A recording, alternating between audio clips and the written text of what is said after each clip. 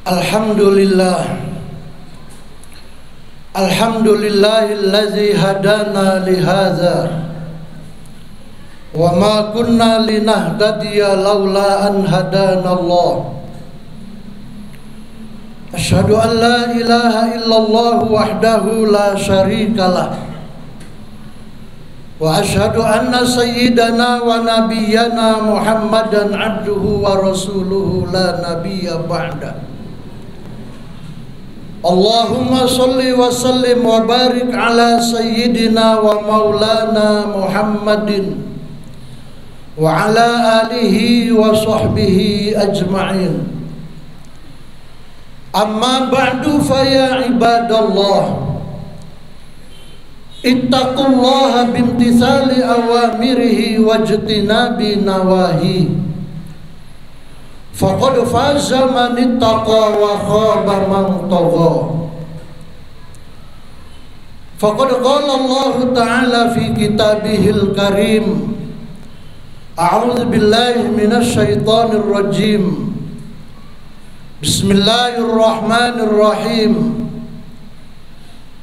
Huwallazi arsala rasulahu bil huda wa dinil haqqi liyuzhirahu 'alad dini kulli walau karihal musyrikun. Shadaqallahul azim. Hadirin ma'asyiral muslimin wa zumratal mu'minin rahimakumullah. Mengawali khutbah di kesempatan siang hari yang berbahagia ini,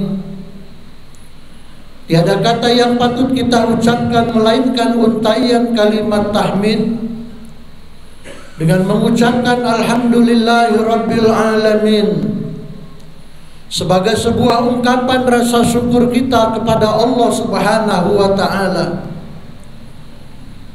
yang mana atas berkat rahmat serta nikmat yang telah dianugerahkan kepada kita sekalian, sehingga di tengah-tengah kesibukan kita pada hari ini, alhamdulillah kita masih dapat melaksanakan kewajiban kita kepada Allah Subhanahu wa taala, melaksanakan rangkaian ibadah pada hari Jumat ini dengan satu harapan, mudah-mudahan segala amal ibadah yang kita kerjakan, yang kita laksanakan pada kesempatan siang hari ini akan dikabul oleh Allah Subhanahu wa taala. Amin ya rabbal alamin. Shalawat bertabur salam semoga selalu tetap tercurah dan terlimpah kepada baginda Rasulullah sallallahu alaihi wasallam, juga kepada segenap keluarganya, para sahabatnya, dan kita sebagai umatnya. Selalu berharap mudah-mudahan di yaumil akhir nanti kita akan mendapatkan syafaatnya. Amin ya rabbal alamin. Hadirin ma'asyiral muslimin wa zumratal mu'minin rahimakumullah. Sebagai seorang hamba Allah yang dhaif, hamba Allah yang lemah, tentu kita selalu berharap kepada Allah agar kita selalu mendapatkan bimbingan, selalu diberikan petunjuk oleh Allah di dalam menjalani kehidupan di atas muka bumi ini, agar setiap langkah, setiap jalan, setiap keputusan yang kita ambil di dalam kehidupan ini selalu berada pada jalan yang benar, jalan yang diridhoi oleh Allah Subhanahu wa ta'ala. Memohon hidayah kepada Allah menjadi harapan kita semua, yang selalu kita minta kepada Allah tanpa henti. Allah Subhanahu wa ta'ala berfirman dalam Al-Quranul Karim, a'udzu billahi minasy syaithanir rajim. Bismillahirrahmanirrahim. Laisa 'alaika hudahum Walakinnallaha yahdi may yasha.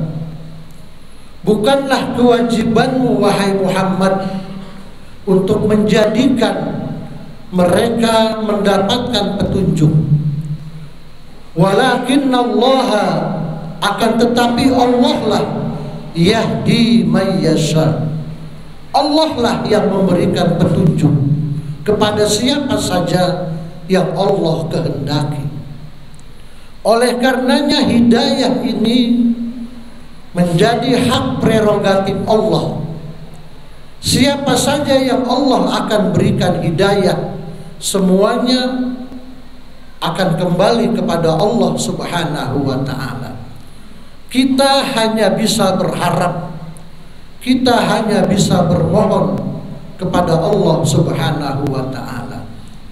Hadirin ma'asyiral muslimin rahimakumullah, berbicara tentang hidayah ataupun petunjuk ataupun bimbingan yang Allah berikan kepada kita, Allah Subhanahu wa ta'ala berfirman dalam Al-Quranul Karim, yang firmannya ini sudah masyhur, seringkali kita dengar, bahkan kita sering membaca firman Allah ini. Dan Allah mengulang-ulang firman-Nya di dalam Al-Quranul Karim sebanyak 3 kali. Yang pertama dalam surah At-Taubah, kemudian Allah kembali mengulangnya di dalam surah As-Saff, dan yang terakhir Allah kembali mengulangnya di dalam surah Al-Fatih. A'udzu billahi minasyaitonir rajim. Huwallazi arsala rasulahu bil huda wa dinil haqqi liyuzhirahu 'ala dini kullihi walau karihal musyrikun. Huwallazi arsala rasulahu, dialah Allah yang telah mengutus rasulnya, yaitu Nabi Muhammad sallallahu alaihi wasallam, bil huda, dengan membawa hidayah. Allah Subhanahu wa ta'ala mengutus Nabi Muhammad sallallahu alaihi wasallam di atas muka bumi ini dengan membawa 2 hal. Yang pertama, membawa hidayah, yang kemudian oleh ulama tafsir dijelaskan yang dimaksud dengan bil huda di sini adalah bil Quran, dengan membawa kitab suci Al-Quranul Karim. Oleh karenanya kitab suci Al-Quranul Karim itu akan menjadi hidayah, akan menjadi petunjuk, akan menjadi pedoman bagi orang-orang yang bertakwa kepada Allah Subhanahu wa ta'ala. Dan kemudian dalam ayat yang lain Allah firmankan, zalikal kitabu la raiba fi hudal lil muttaqin. Itulah kitab suci Al-Quranul Karim yang tidak ada keraguan-raguan di dalamnya, hudal lil muttaqin. Dan kitab Al-Quran itu merupakan hidayah, petunjuk lil muttaqin, bagi orang-orang yang bertakwa kepada Allah Subhanahu wa ta'ala. Hadirin ma'asyiral muslimin wa zumratal mu'minin rahimakumullah. Imam Ahmad Mustafa Al-Maraghi, kemudian beliau menjelaskan bahwa yang namanya hidayah itu dibagi menjadi 4 macam. Yang pertama, hidayatul ilham, hidayah ataupun petunjuk yang Allah berikan kepada hambanya dalam bentuk ilham. Hidayatul ilham atau hidayah insting, naluri yang dimiliki oleh setiap manusia yang ada di dalam dirinya masing-masing. Hidayah ini akan muncul secara spontan Allah berikan petunjuk melalui sentuhan ilham, melalui sentuhan insting, naluri manusia pada dasarnya ingin berbuat kebaikan, ingin melakukan ketaatan kepada Allah Subhanahu wa ta'ala. Maka terkadang timbul di dalam diri kita, tiba-tiba kita ingin melakukan kebaikan, tiba-tiba timbul keinginan kita untuk hadir ke majelis taklim, tiba-tiba timbul dalam diri kita, kita ingin bersedekah dan lain sebagainya. Itulah yang disebut hidayatul ilham. Allah berikan sentuhan, berikan hidayah kepada hambanya yang kemudian secara spontan timbul dari dalam dirinya. Kemudian yang kedua, hidayatul hawas, hidayah yang Allah berikan melalui panca indera. Apakah itu penglihatan kita, pendengaran kita, ataupun panca indera kita yang lain? Terkadang Allah memberikan hidayah melalui sentuhan penglihatan kita ataupun pendengaran kita.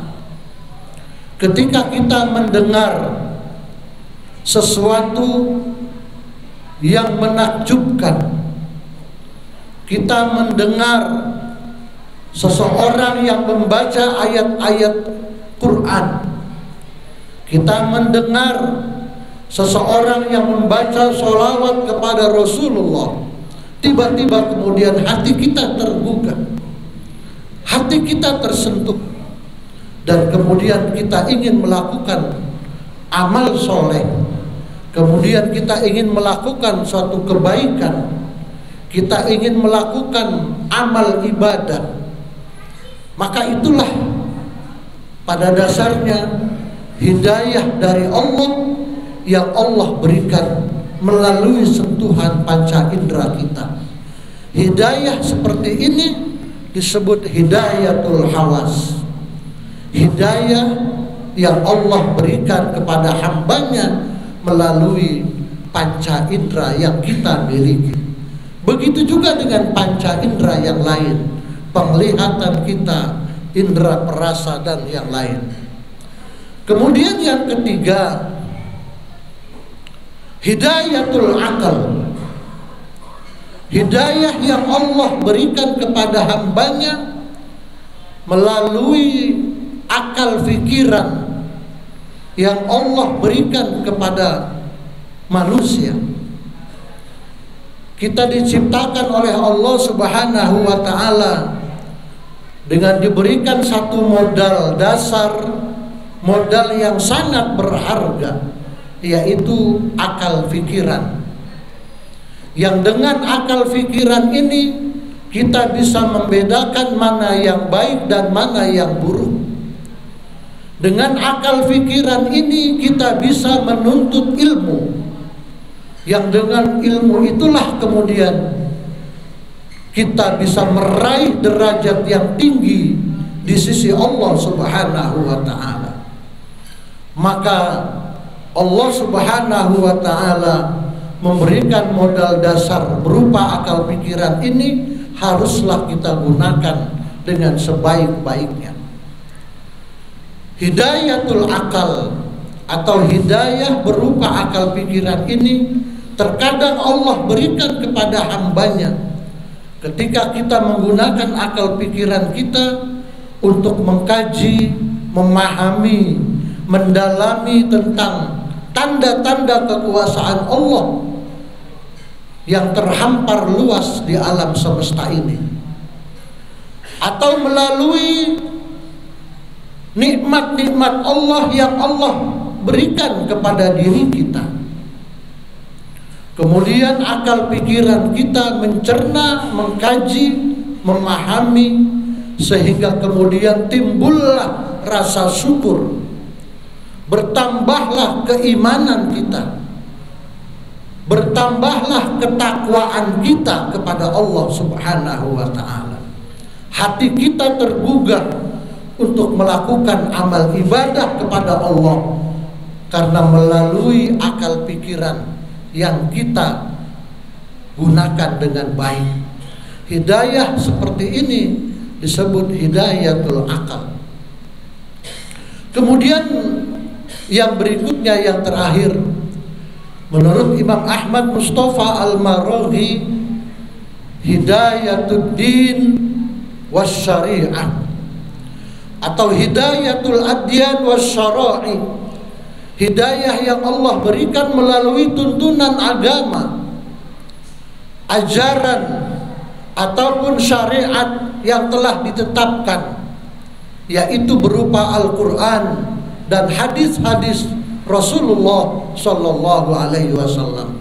Inilah kenapa Al-Quran kemudian menjadi hidayah ataupun pedoman bagi orang-orang yang bertakwa kepada Allah. Karena Al-Quranul Karim telah mengajarkan, telah memberikan tuntunan kepada kita umat Islam untuk berpegang teguh, untuk melakukan dan mengikuti segala tuntunan-tuntunan yang telah diajarkan, agar jalan yang kita tempuh menjadi benar sesuai dengan apa yang diharapkan di dalam syariat Islam. Begitu juga dengan hadis-hadis Rasulullah Sallallahu Alaihi Wasallam. Semuanya telah diajarkan, semuanya telah diatur di dalam syariat Islam.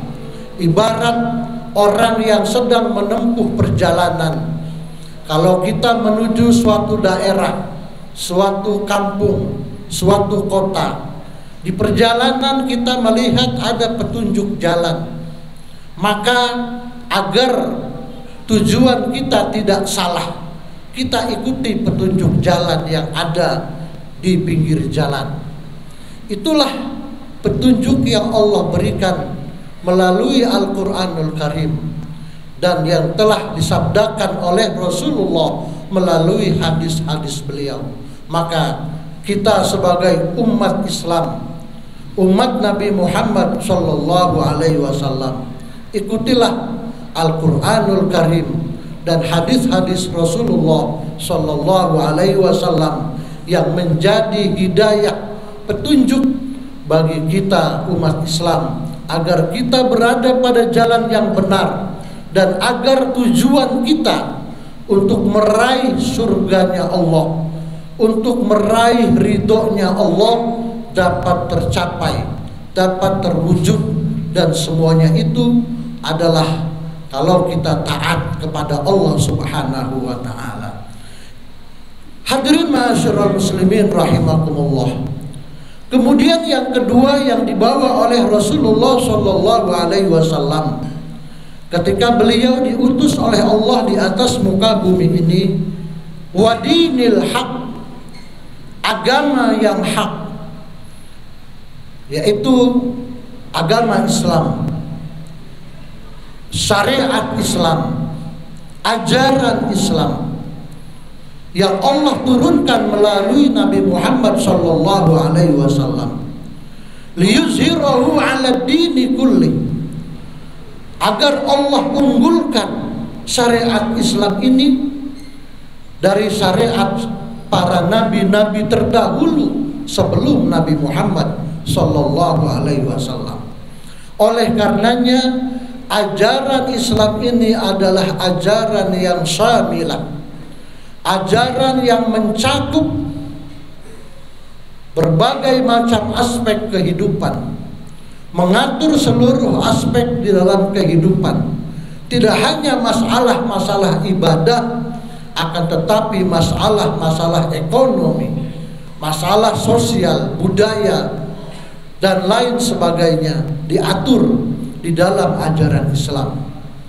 Kemudian ajaran Islam ini juga adalah ajaran yang kamilah, ajaran yang menjadi penyempurna dari ajaran para nabi-nabi terdahulu sebelum Nabi Muhammad Sallallahu Alaihi Wasallam. Maka kita bersyukur menjadi umat Nabi Muhammad Sallallahu Alaihi Wasallam. Tinggal semuanya kembali kepada diri kita.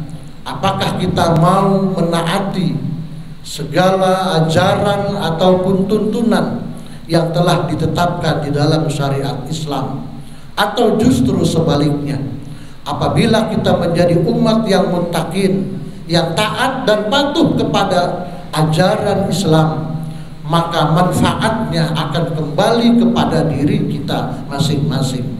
Akan tetapi sebaliknya, apabila kita melanggar perintah Allah, melanggar tuntunan ataupun ajaran di dalam syariat Islam, maka madorotnya akan kembali kepada diri kita masing-masing. Hadirin ma'asyiral muslimin rahimakumullah, inilah khutbah singkat yang Al-Fakir sampaikan. Mudah-mudahan akan mampu memotivasi kita semua untuk tetap berpegang teguh kepada syariat Islam, mengikuti segala tuntunan dan ajaran yang telah diberikan, yang telah ditetapkan di dalam syariat Islam. Dan semoga kita menjadi insan yang muttaqin. Amin ya rabbal alamin. A'udzubillahi